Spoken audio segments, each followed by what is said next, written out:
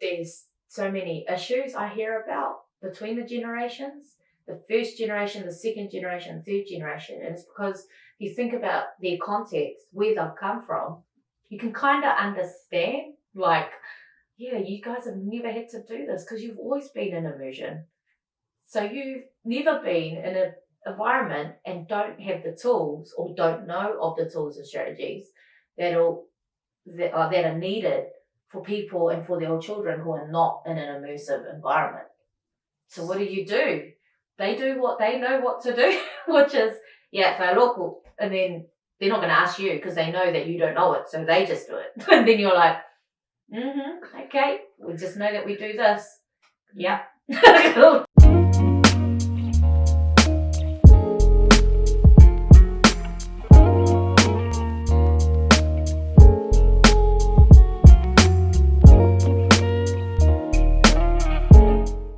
Life growing up in Wainuiomata, or life growing up in our household, I definitely learnt my work ethic from my parents. Lofa and family were also really important.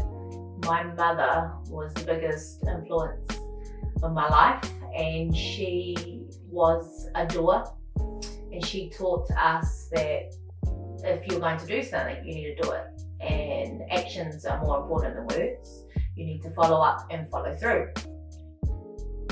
Education was definitely very important in our household, and it was the first, second and third priority in our lives, because the messages we received from a very young age was, if you do good in school, it will lead to success. It was tied to making your parents proud, your family proud, and it was just, if you do that, you'll be a good girl.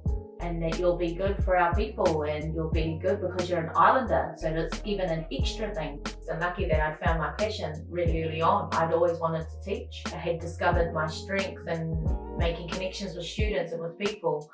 The books were developed out of the need, really. The need that I saw, and the gaps that I saw in terms of supporting and developing Ngana confidence, like developing our confidence, and engaging our next generation with Teine Samoa.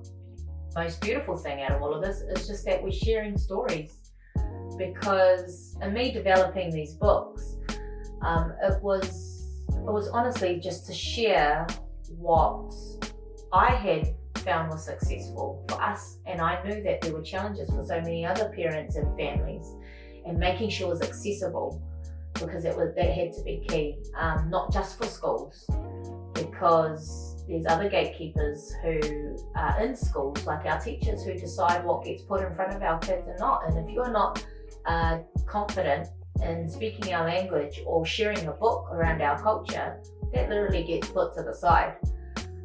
So these books are safe books for our children, they're safe books for our families, for our New Zealand born families.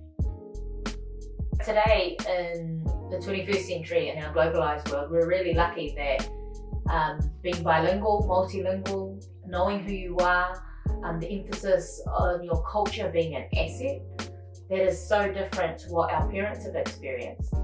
Think about when they first came to this country. Were they being encouraged to keep their language, to share it with others, that it was an asset and that it was valued? No, it wasn't. They had a choice, and a lot of our parents and our families made the choice to value what was already here and adopt English as the main language, and keeping our culture inside our house, keeping our language inside our house.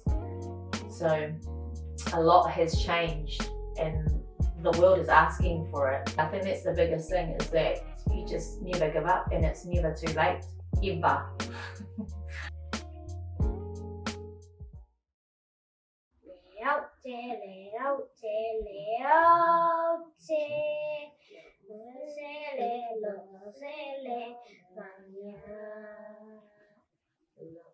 Ooh la la, ooh la la.